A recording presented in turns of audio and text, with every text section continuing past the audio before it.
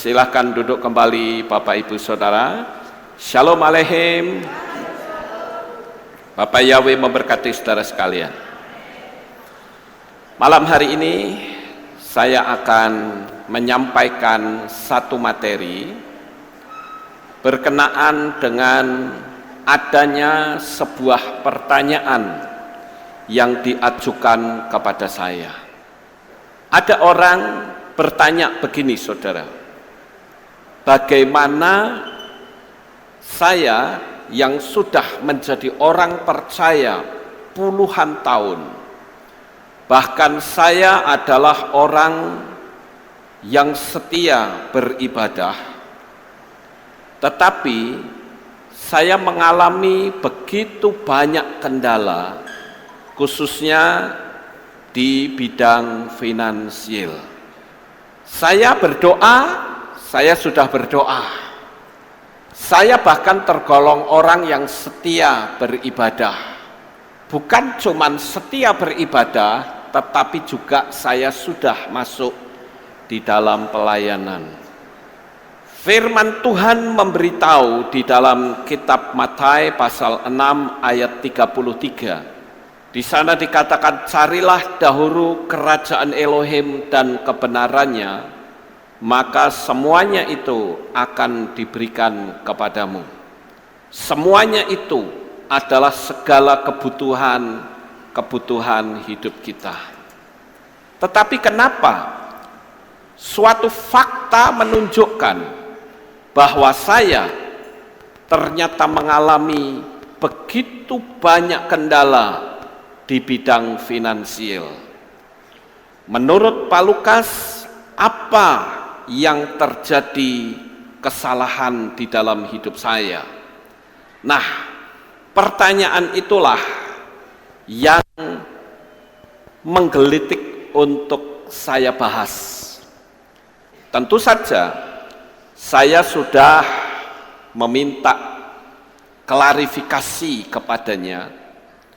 Saya katakan, coba kita share, kita buka masing-masing apa yang terjadi, kekurangan apa kira-kira yang membuat berkat begitu jauh dan seolah-olah Tuhan itu hanya berpangku tangan saja. Bahkan cenderung orang itu kecewa dan bertanya, Tuhan itu sebetulnya ada atau tidak? Dan dia bahkan meragukan, jangan-jangan Matius 6 ayat 33 itu hanya teori belaka. Saya katakan, nanti dulu, kamu harus meyakini dulu bahwa ini adalah firman yang penuh kuasa. Kalau sampai apa yang menjadi keinginan dan cita-citamu tidak terwujud, jangan buru-buru menyalahkan Tuhan terlebih dahulu. Tetapi lihat koreksi terhadap diri sendiri. Matius 6 ayat 33 itu satu ayat yang sangat terkenal.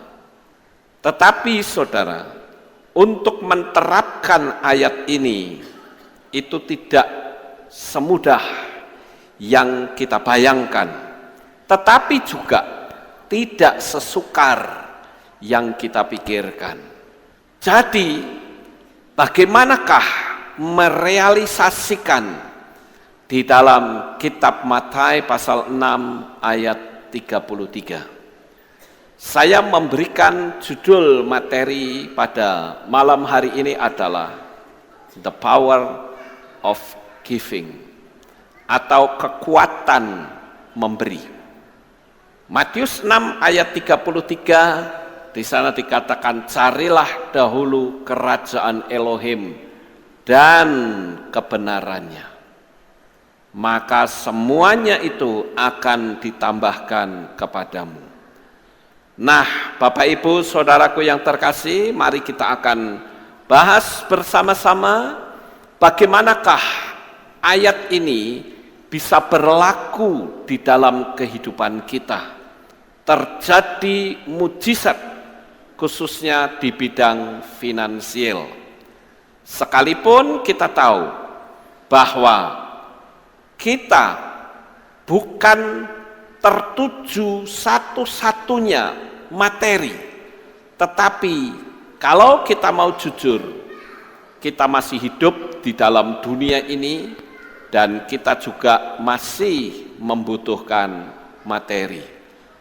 Bapak Ibu Saudara datang ke Kehilat ini, ada yang naik becak, ada yang naik mobil, semua memakai uang. Naik becak pasti akan membayar ongkos, naik mobil pasti akan beli bensin, belum lagi yang datang dari luar kota, semua membutuhkan materi.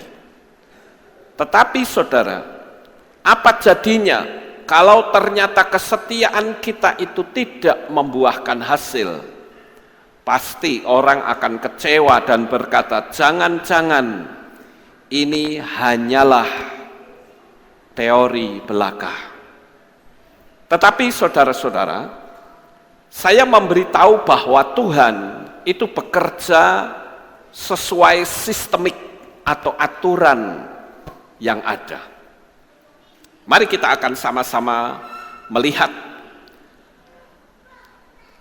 Kalau kita perhatikan saudara-saudara, Matius 6 ayat 33, di situ Tuhan Yesus sedang memberitahukan kepada murid-muridnya bahwa kalau kita mau benar-benar mencari Tuhan, sungguh-sungguh dengan Tuhan, mencari kerajaan Elohim dan kebenarannya, maka semua kebutuhan kita itu pasti dicukupi. Dan itu adalah ucapan mutlak yang keluar dari mulut Yeshua, yang tentu saja Yeshua tidak pernah berbohong. Nah, oleh karena itu mari kita akan pelajari saudara-saudara, apakah urutan pertama dalam ajaran Yeshua di dalam kitab Matius 6 ayat 33. Kalau kita perhatikan dari ayat 1 dan seterusnya, ternyata ada 3 aturan yang Yeshua ajarkan untuk bisa meraih dalam tanda petik segala kebutuhan kita dicukupi oleh Tuhan.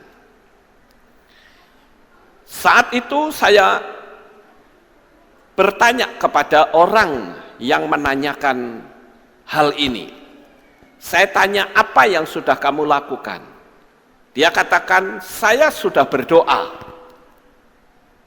Kalau dia berkata sudah berdoa, itu berarti sudah memenuhi pasal 6 ayat 5 sampai 15. Itu tentang doa. Saya juga sudah berpuasa. Itu sudah memenuhi pasal 6 ayat 16 sampai 18. Tetapi ada satu pertanyaan yang sempat saya tanyakan, apakah kamu sudah memberi sedekah? Sedekah ini bahasa Ibrani loh saudara. Ya. Kalau ditanya apakah kamu sudah memberi sedekah, dia katakan, loh saya sudah mengembalikan perpuluhan. Oh nanti dulu, perpuluhan itu bukan milikmu. Perpuluhan itu adalah miliknya Bapa Yahweh. Jadi kalau kamu rutin mengembalikan perpuluhan, sebetulnya kamu belum memberi apa-apa. Dan perpuluhan itu kan tujuannya jelas. Nah sekarang, di luar dari persepuluhan itu, apakah benar kamu sudah memberi sedekah? Apa sih sebetulnya sedekah itu, saudara-saudara? Sedekah adalah pemberian kasih kepada orang yang patut dan layak untuk diberi. Memberi sedekah itu tidak pernah ada di dalam pola Romawi dan Yunani.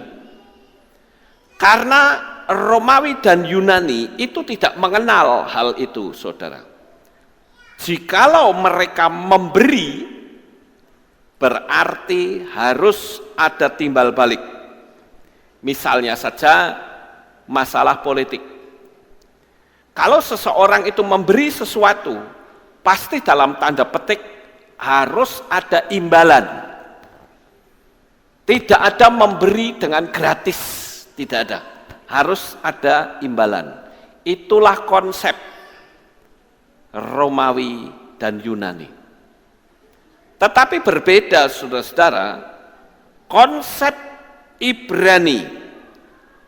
Konsep Ibrani itu ketika kita memberi, kita harus memberi dengan hati yang tulus.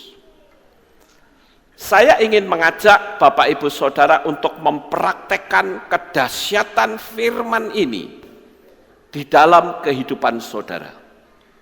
Jikalau saudara sudah melakukan apa yang namanya sedekah, maka berkat Bapa Yahweh pasti akan mengalir di dalam kehidupan saudara. Sedekah itu dianggap hanya suatu tradisi Yahudi yang tidak perlu diterapkan dalam kehidupan sehari-hari. Sekarang saudara bayangkan budaya orang pada masa itu, kalau dia memberi berarti dia harus menerima. Tetapi saudara, konsep ini sangat berbeda dengan konsepnya pengajaran iman Ibrani. Kalau kita memberi, maka berilah dengan tulus, tanpa berharap untuk kembali. Karena yang akan membalas kebaikan dan ketulusan hati saudara, itu nanti adalah Bapa Yahweh. Dan kalau Bapa Yahweh yang memberkati saudara, maka saudara akan menerima jauh lebih besar dari apa yang saudara bisa bayangkan. Nah, saya ingin ajak untuk saudara hanya mempraktekkan saja kebenaran ini di dalam perjalanan hidup saudara. Dan saya percaya saudara semua akan terbebas dari finansial. Saudara tidak akan lagi mengalami kesulitan kalau hanya sekedar membeli pulsa atau membeli handphone, akan sangat mudah sekali.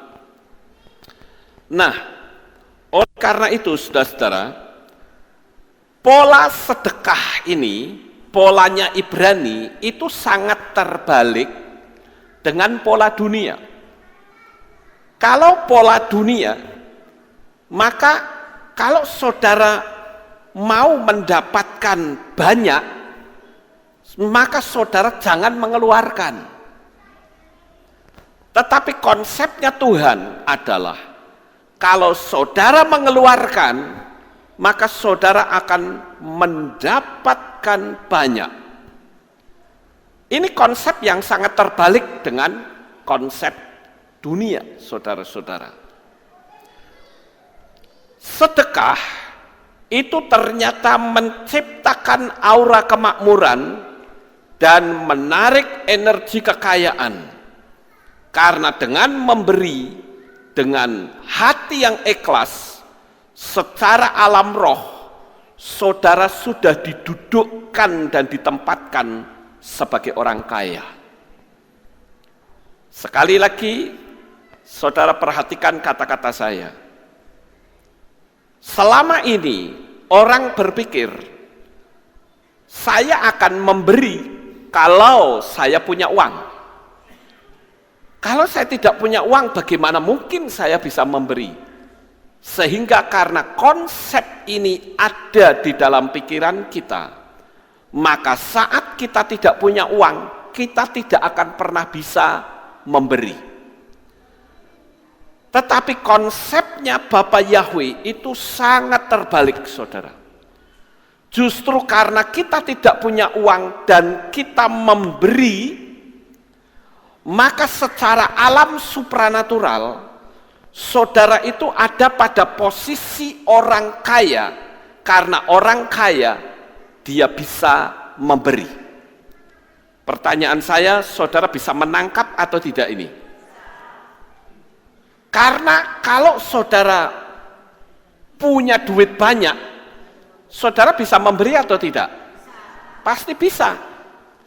Nah, kondisi yang ekonominya sedang carut-marut, ditempatkan di posisi orang yang kaya raya yang memberi, maka di situ akan terjadi tarikan-tarikan yang aneh, yang membuat kita menjadi terperangah. Loh, kok bisa ya? Nah, Bapak Ibu Saudara yang terkasih, sekali lagi dengan kita memberi atau memberikan sedekah kepada orang lain, maka saat itu aura kemakmuran akan saudara alami. Sekali lagi, konsep ini sangat terbalik dengan konsep yang ada di dunia ini. Saudaraku yang terkasih, kata sedekah di dalam bahasa Ibrani itu ditulis dengan 4 huruf. Sade, dalet, kaf, dan he. Sedekah. Dan rupa-rupanya ketika kita memberi, sebetulnya kita sedang menerima kelipatannya. Di dalam kitab Mislei pasal 11 ayat 24 atau kitab Amsal, coba kita buka sejenak saudara-saudara. Mislei 11 ayat 24, atau saya akan ajak saudara bersama-sama membaca ayat ini. Mislei pasal 11 ayat 24. Sudah ketemu semua, saudara-saudara? Nah, sekarang kita baca. 1, 2, 3. Ada orang yang menyebar harta tetapi bertambah kaya, tetapi orang yang benar-benar berhemat malah berkekurangan. Aneh ya, saudara? Ini konsep yang ada dalam kitab suci kita. Terbalik. Menyebar harta kok malah semakin kaya, menghambat, atau kalau saya pakai kata-kata kasar, murah hati menjadi makin kaya, pelit semakin miskin. Sekali lagi, yang ngomong ini bukan saya loh, saya sekedar membacakan ayat tadi. Ada orang yang menyebar harta tapi bertambah kaya, tetapi orang yang benar-benar berhemat malah berkekurangan. Sekarang pertanyaannya adalah, nyebar harta kok tambah kaya? Bagaimana tuh caranya? Nah, malam hari ini saudara, saya ingin kita bersama-sama belajar untuk mempraktekannya, dan saudara lihat betapa dahsyatnya finansial saudara akan naik luar biasa. Sekarang saudara-saudara, kalau kita melihat kata memberi, dan saya kaitkan dengan kitab Mislei 11:24, berarti ketika kita memberi kepada orang lain, sebetulnya kita menolong diri sendiri. Dan kata sedekah ini apabila dijabarkan melalui 4 huruf ini, maka kita akan terkejut, saudara. Betapa terjadi saling kait-mengkait satu dengan yang lain. Bahwa Bapa Yahweh menyatakan mujizat dan kuasanya. Kita akan coba untuk melihat di kitab Matai tadi, saudara. Matius pasal yang ke-6.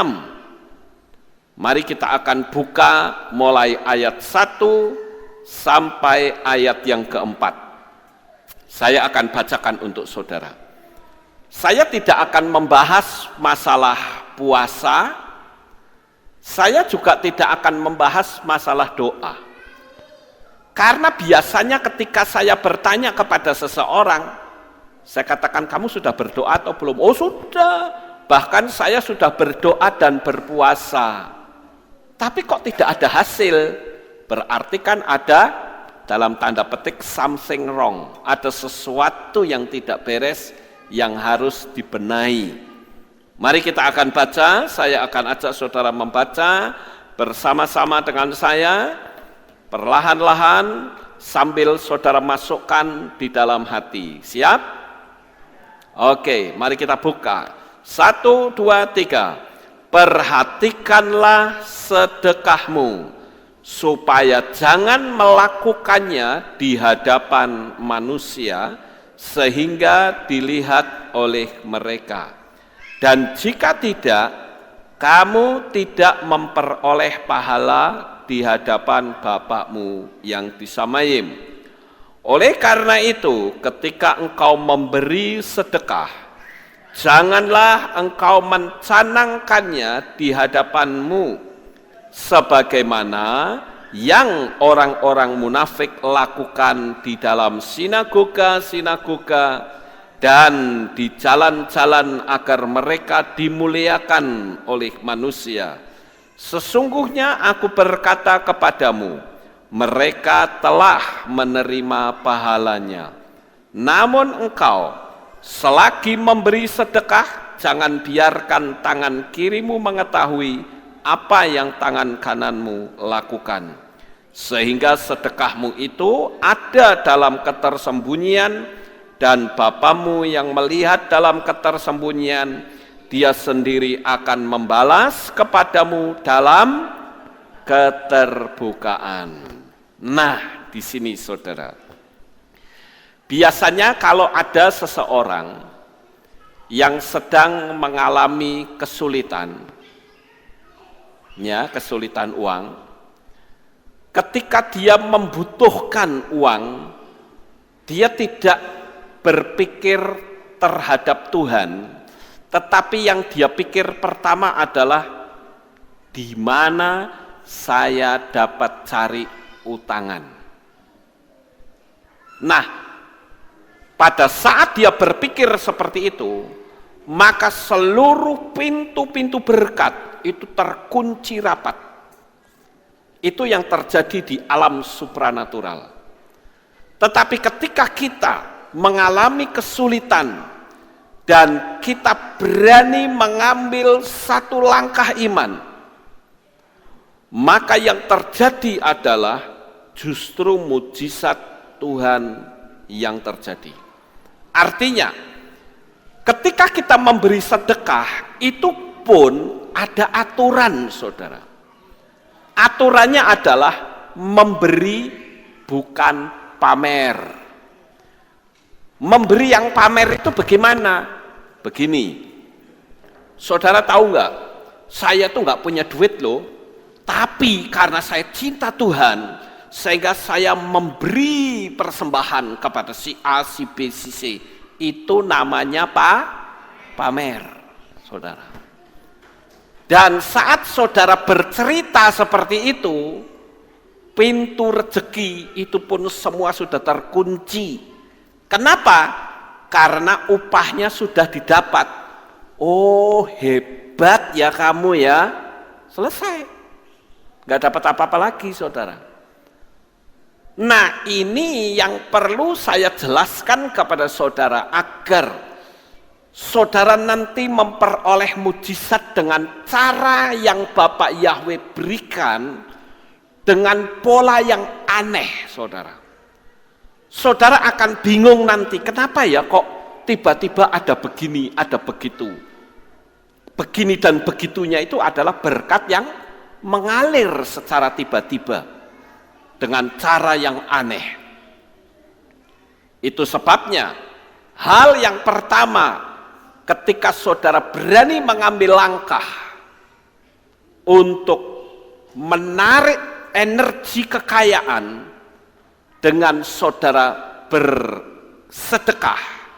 Orang luar sana nyebutnya amal, ya. Tetapi orang memberi amal itu kan kadangkala asal.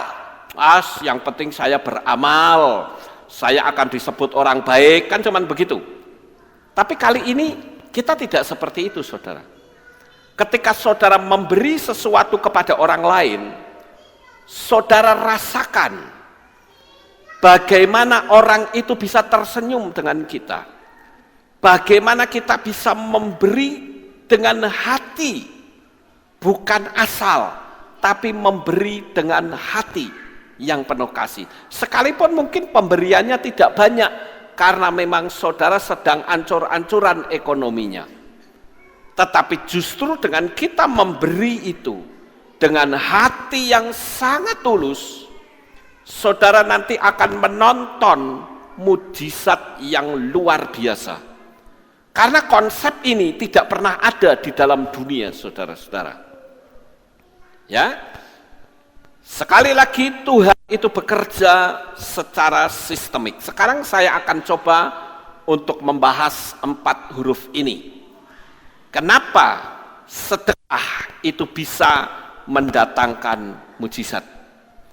Sekali lagi, kenapa sedekah bisa mendatangkan mujizat? Kita akan bahas satu persatu huruf sade. Ya, sade itu artinya kebenaran.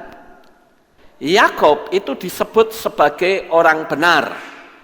Maka ada perkataan Yakov Hasadik, atau Yakub si orang benar.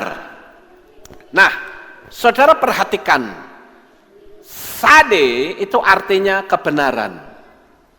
Saudara lihat di dalam kitab Beresit pasal 26. Mari kita buka sama-sama. Beresit pasal 26, dan kita membaca ayat 12 sampai 14. Saya bacakan untuk saudara. Dan Yitzhak menabur di tanah itu, dan dalam tahun itu juga dia memanen berapa, saudara? 100 kali lipat. Dan Yahweh memberkati dia, dan orang itu menjadi kaya dan terus menerus menjadi kaya sampai dia menjadi sangat kaya. Dan padanya ada ternak, kawanan domba, dan ternak kawanan lembu, dan banyak pelayan, dan orang-orang Filistin menjadi cemburu kepadanya. Kalau saudara melihat kisah ini, sebetulnya adalah sesuatu yang luar biasa, di mana Yitzhak itu memiliki predikat orang yang benar. Karena pandangan mata rohaninya itu hanya tertuju kepada Bapa Yahweh. Diceritakan Yitzhak menggali sumur, tetapi sumur itu dikangkangi sama orang lain. Sumur itu bisa saya artikan mata pencaharian. Belum lama ini ada seseorang yang memberikan WhatsApp kepada saya. Dia bertanya begini, Pak Lukas, saya selama beberapa waktu ini mengikuti pengajaran Bapak di YouTube. Dan saya punya usaha. Tetapi usaha saya ini ternyata ditipu oleh teman saya. Sehingga saya habis-habisan. Menurut Bapak, apa yang harus saya lakukan? Saya katakan, karena Anda ditipu oleh teman, berarti Anda sudah tidak usah berteman dengan penipu itu. Karena itu berarti bukan teman. Kalau teman, dia tidak akan menipu. Berarti dia adalah musuh. Jadi abaikan saja orang itu. Doakan dan mintakan berkat untuk orang itu. Yang kedua, Anda harus mulai merintis kembali dari nol dan percayalah Bapa Yahweh nanti yang akan menolong saudara. Dia kasih jawab, terima kasih untuk pencerahannya. Sama seperti Yitzhak, saudara. Setiap kali Yitzhak menggali sumur, selalu diganggu oleh orang. Sumurnya dikup. Sehingga dia pindah lagi, dia gali sumur lagi. Dikup lagi sama orang. Dia gali lagi. Di sini Ishak hanya memandang kepada Bapa Yahweh. Sehingga orang-orang yang menjahili dia, termasuk seorang raja yang bernama Abimelekh, dia matanya dicelikkan. Bagaimana Yitzhak ini hidupnya semakin hari semakin diberkati. Nah, Bapak Ibu yang terkasih, ini sangat terbalik dengan konsep dunia. Ketika konsep dunia itu terjadi, kita katakanlah ditipu, oh bila perlu kita habisin orang ini. Ini sangat terbalik sekali, saudara. Jadi, kalau kita perhatikan ini, Yitzhak terus menggali sumur. Sampai akhirnya dikatakan Yitzhak ini menggali sumur dengan air yang berbual-bual. Sehingga sumur itu dinamai Rehobot. Jadi dimanapun Yitzhak ini menggali, selalu ada air. Jadi dengan kata lain, saudara-saudara, orang yang hidup dalam kebenaran, dimanapun orang itu berada, berkat Tuhan akan mengejar orang itu. Amin. Ini baru kita bicara sade. Ya, saudara juga melihat di Efesus 6, 14, 17, ya, yang disebut dengan baju zirah kebenaran. Artinya ada benteng, ada perlindungan. Itu adalah sade. Kemudian yang kedua, huruf yang kedua adalah dalet atau pintu. Nah, pintu ini menjadi jalan keluar bagi hancurnya finansial hidup saudara. Pintu inilah yang menjadi pembuka untuk membawa saudara masuk di dalam kehidupan yang penuh dengan kelimpahan. Kehidupan saudara akan dibuat makmur oleh Tuhan karena saudara adalah orang benar, dan Tuhan itu paling senang memberkati orang yang benar. Doa saya untuk saudara sekalian agar hidup saudara semakin diberkati. Apapun manusia menutup jalan saudara, maka Tuhan yang membuat pintu keluar bagi setiap kesulitan yang saudara hadapi. Yakinkan saja bahwa tangan Bapa Yahweh itu tidak kurang panjang untuk memberikan pertolongan, dan kekuatannya itu tanpa batas. Yang penting saudara mau hidup benar, itu saja. Menjadi orang yang sadik, menjadi orang yang benar. Ketika kita memanggil nama sesembahan yaitu Bapa Yahweh, saudara tentu tahu kondisi keadaan jemaat semakin merosot. Secara finansial tentunya juga merosot. Tetapi faktanya tidak seperti itu. Bahkan orang luar pun mengatakan bahwa Gereja Alfa Omega, waktu itu kita masih memakai nama Gereja Alfa Omega, akan habis jemaat dan Pak Lukas pasti tidak bisa makan. Tetapi saudara, yang terjadi justru sebaliknya.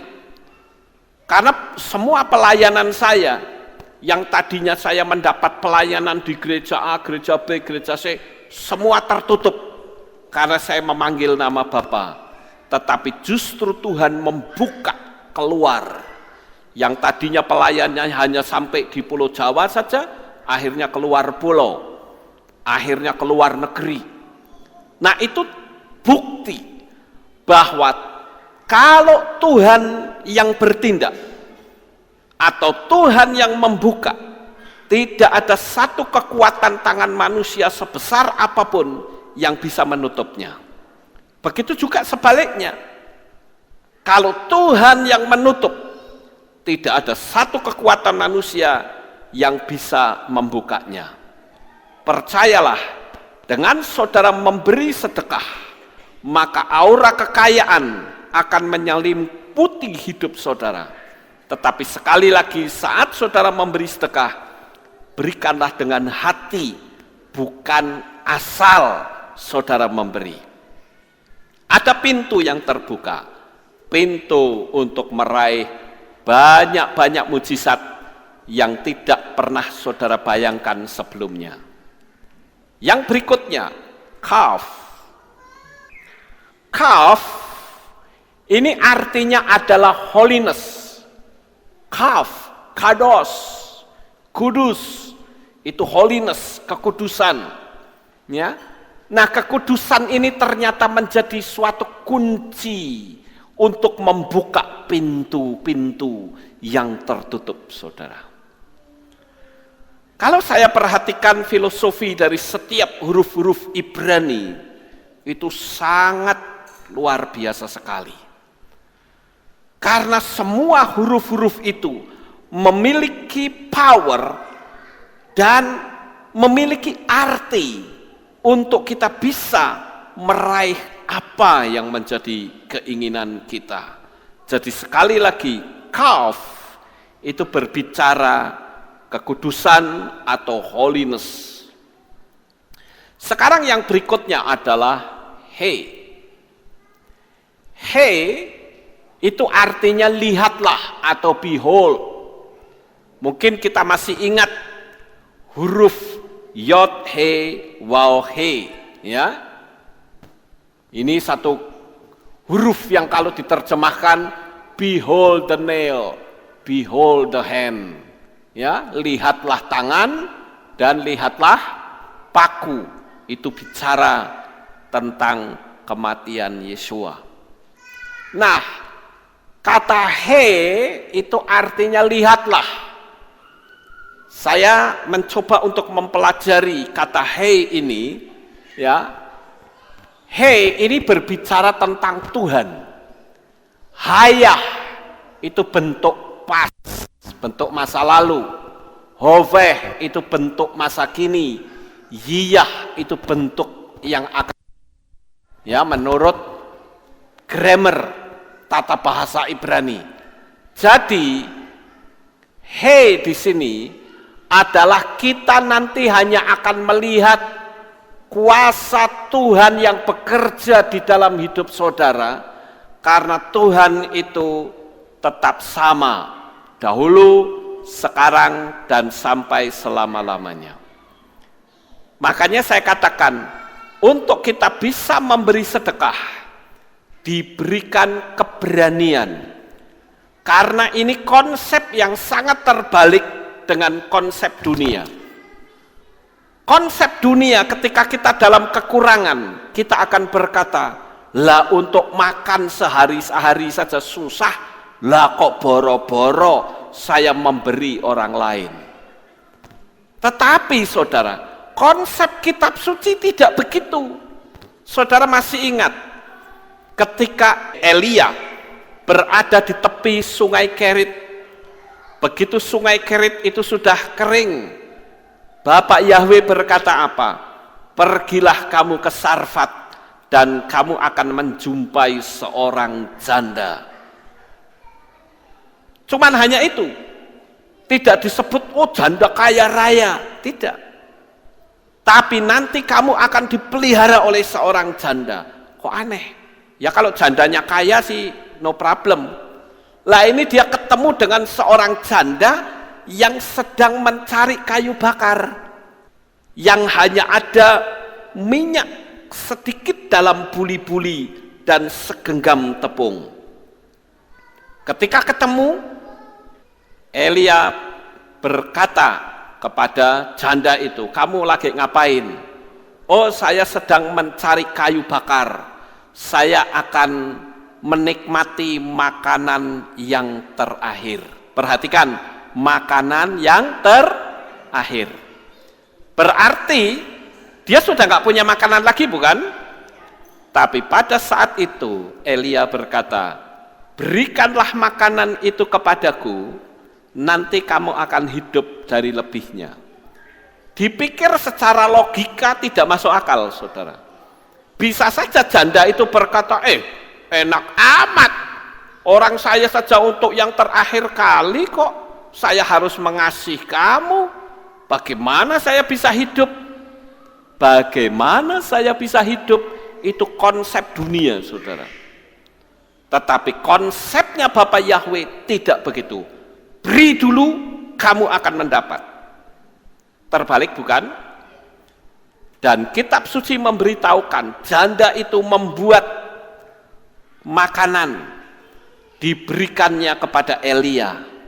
Setelah itu Elia berkata, "Tuangkan minyaknya lagi, ambil tepungnya." Dituangin lagi, minyaknya gak habis-habis, saudara. Kayak sulapan aja. Ini kan sesuatu yang luar biasa, di luar jangkauan pikiran manusia. Nah, malam hari ini saya menantang saudara. Kita tahu di tempat ini, saudara, jemaat kita itu tidak semuanya jemaat yang memiliki kekuatan finansial. Pernahkah saudara berpikir bahwa saya akan memberkati, oh itu orang itu kayaknya nggak punya duit, dikasih pertolongan. Coba saudara mulai berpikir dari sejak sekarang, sehingga minimal kita praktek, tidak usah orang luar dulu, tapi orang dalam. Berkati jemaat kita yang berkekurangan. Dan saudara akan melihat hasilnya yang sangat luar biasa. Kalau engkau memang memiliki kekuatan finansial, maka kekuatan finansialmu akan menjadi semakin lebih besar. Tetapi kalau saudara yang tidak punya finansial, tetapi saudara berani memberkati, maka kebutuhan finansial saudara akan ditingkatkan oleh Bapa Yahweh. Nah, saudaraku yang terkasih, itulah sebabnya kata "hey" itu artinya lihatlah. Perhatikan saudara, kata "hey" di dalam teks Ibrani kuno atau Paleo Hebrew itu bentuknya gambar orang yang sedang angkat tangan. Artinya gambar orang yang sedang berserah. Apakah ini satu kebetulan? Tidak. Seringkali khotbah-khotbah saya itu diejek oleh orang luar, saudara. Orang yang masih Kristen pola Yunani. Dia bilang, "Pak pendeta ini kalau khotbah kok digatuk-gatuk ya, gatukmologi." Saya tidak membalas, saudara, percuma. Toh kalau saya membalas, menerangkan, nggak mudeng. Karena polanya masih pola Yunani, jadi saya abaikan. Cuman dalam hati saya berkata, aduh kasihan amat kamu. Sudah zaman sekarang kok tidak mau belajar pola Ibrani. Emang iman kita dari mana? Mereka tidak tahu tentang konsep iman Ibrani, di mana tiap-tiap huruf, tiap-tiap kata itu terjadi kait-mengkait satu dengan yang lain. Orang luar tidak paham. Makanya mereka menganggap itu digatuk-gatuk karepmu terserah. Toh saya tidak ada kepentingan dengan Anda. Saya hanya berkepentingan dengan orang-orang yang mau belajar dengan pola konsep Ibrani. Tiap-tiap kata memiliki keterkaitan satu dengan yang lain. seperti kata sadik tadi, saudara. Jadi dengan kata lain, ketika justru dalam kekurangan kita bisa memberi kepada orang lain, memberi sedekah dengan hati, maka di situ ibarat seperti orang yang sedang berserah. Hei, itu juga bisa berarti nafas kehidupan. Ini sesuatu yang sangat luar biasa, saudara. Sekarang coba kita lihat yang lain. Kata uang itu kan money, ya. Itu ada istilah currency. Currency itu berasal dari kata curere, dari bahasa Latin yang berarti mengalir. Jika kita menghentikan sirkulasi uang dengan cara menimbun harta, sama saja dengan menghentikan sirkulasi kehidupan. Makanya current itu penting. Makanya ada AC/DC. AC itu kan alternating current, ya. Energi yang mengalir bolak-balik itu AC. Nah, kalau kita melihat di dalam aliran keuangan itu tidak boleh mengendap, saudara. Ketika mengendap berarti saudara secara hukum alam supranatural itu berkata aku kekurangan. Paham saudara-saudara? Aku kekurangan, sehingga duit ini saya himpun. Ternyata itu justru bisa menjadi sumber malapetaka. Tetapi kalau saudara mengalirkan keuangan saudara, maka kitab Mislei tadi tergenapi. Ada orang yang menebar atau menyebar harta, tetapi bertambah kaya. Ishak juga begitu. Yitzhak menabur, terus menabur, dan semakin hari semakin bertambah-tambah kaya. Ini konsep sangat terbalik, saudara. Dan konsep ini sangat tidak disukai oleh hukum logika. Karena itu nggak masuk logika. Saya pernah membaca sebuah kisah yang cukup menarik, saudara-saudara. Saya rasa perlu kita renungkan bersama. Ceritanya begini, saudara. Ada seorang ayah yang memiliki 3 anak, ya. Ada seorang ayah punya 3 anak. Nah, sang ayah ini punya kekayaan 19 kerbau. Coba saudara pikir pakai matematika, ya. Ada seorang ayah punya 3 anak. Kekayaannya 19 kerbau. Lalu sang ayah berpesan kepada anak-anaknya, kalau nanti aku mati, aku akan wariskan 19 kerbau kepada anak yang pertama, akan mendapat separuh dari 19 kerbau. Sementara anak kedua akan mendapat 1/4. Sedangkan anak ketiga mendapat 1/5. Nah, apa yang terjadi, saudara? Beberapa waktu kemudian matilah orang tua ini. Maka sekarang 19 kerbau itu dibagi sesuai dengan surat wasiat yang orang tua itu dapatkan, ya, buat. Nah, separuh dari 19, 9,5 ekor. 1/4 dari 19, 4,7 ekor. 1/5 dari 19, 3,8 ekor. Bagaimana cara membaginya? Masa kerbau dipotong-potong? Nggak bisa kan? Harus utuh, saudara. Sehingga kakak beradik ini ribut, saudara. Kenapa? Dia harus berpegang teguh kepada amanat waris dari orang tuanya, yang anak pertama mendapatkan separuh, anak kedua mendapatkan 1/4, anak ketiga mendapatkan 1/5. Lalu di tengah-tengah keributan itu ada seorang petani yang memiliki 1 ekor kerbau. Perhatikan, petani ini punya 1 ekor kerbau. Dia tidak punya 2, dia punya 1, maka dia ingin menolong anak-anak itu supaya tidak berkelahi. Maka si petani ini, saudara, yang punya 1 ekor kerbau ini mendatangi 3 anak tadi. Dia berkata, kamu jangan ribut deh. Sekarang begini, saya akan sumbangkan kerbau saya untuk kamu, kemudian nanti kamu bagi.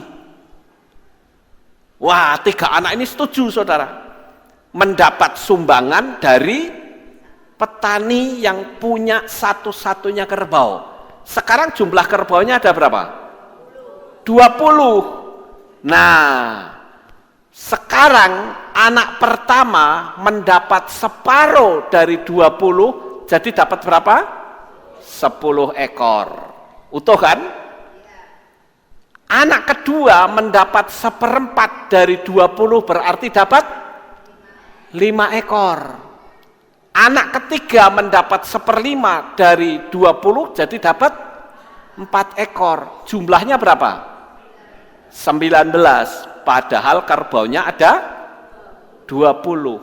Masalahnya selesai enggak? Selesai enggak? Selesai. Yang 10 ekor dikasihkan anak pertama, 5 ekor dikasihkan anak kedua, 4 ekor dikasihkan anak ketiga. Masing-masing mendapatkan kerbau secara utuh karena ada yang berani berkorban. Jadi sisa 1 diberikan kepada yang bijaksana. Artinya, kalau kita memberi itu sama dengan menerima. Sampai di sini paham, saudara-saudara? Dari secara hukum matematika saja, itu sudah terbentuk atmosfer yang sangat luar biasa.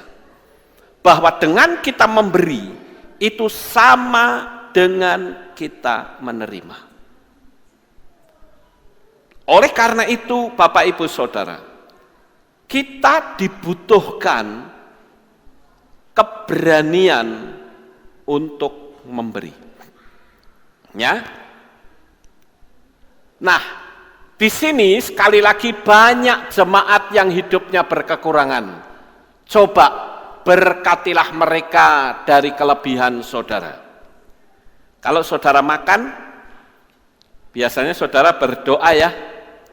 Saudara berdoa, katakan, Bapak Yahweh berkati makanan ini, berkati jemaatmu yang hidup dalam kekurangan. Pernah enggak saudara berpikir, ketika kita makan, kita berdoa seperti itu, coba saat saudara berdoa, bukan cuma pada waktu makan, tetapi pada waktu ibu-ibu mau mengambil beras, ya, saudara ambil beras sambil berdoa, Tuhan terima kasih, aku mendapatkan makanan daripadamu. Berkatilah jemaatmu yang hidup dalam kekurangan. Itu beras yang sudah ada di tempat, saudara tumpahkan sedikit, saudara tanak nasi. Nanti saat saudaramu ambil, berdoa yang sama. Berkati lagi, dikumpulin. Ini jadi beras yang besar, banyak. Dan beras ini bisa dipersembahkan ke Kehilat. Dan kalau seluruh jemaat melakukan seperti itu, saudara bayangkan, jemaat di tempat ini tidak ada yang hidupnya berkekurangan. Tidak ada yang berseru, besok aku makan apa? Karena saudara memberkati yang lain. Mungkin saudara berkata, cara begitu terlalu tradisional. Lebih baik saya tiap bulan saya sumbang pakai duit saja. Itu juga tidak masalah, sama saja. Bahkan bisa lebih besar. Tetapi ketika engkau memberikan itu perhatikan baik-baik hati saudara. Ketika saudara memberi sekarang, coba saudara rasakan, aku sedang memberi makan orang-orang yang hidupnya berkekurangan. Aku sangat mengasihi mereka. Saya katakan, perhatikan baik-baik, saudara akan didatangi dan diserbu oleh banyak mujizat yang aneh yang akan terjadi dalam hidup saudara. Ini sudah merupakan hukum firman Tuhan yang terbalik, ya, yang terbalik dari pola dunia. Sekali lagi, pola dunia itu kekurangan tidak perlu memberi orang lain, tetapi polanya Tuhan justru di tengah-tengah kekurangan engkau memberkati orang lain, maka hidupmu akan diberkati karena engkau menempatkan posisimu sebagai orang kaya, dan alam supranatural, alam yang tidak terbatas itu membaca hidup saudara sebagai orang yang berkelimpahan. Sehingga dengan demikian, maka kehidupanmu akan penuh dengan kelimpahan. Dan saya percaya hidup saudara akan penuh dengan sukacita, engkau tidak akan berkekurangan, karena engkau menjadi orang-orang yang benar di dalam Bapa Yahweh. Sukses besar untuk saudara, Bapak Yahweh memberkati. Haleluya.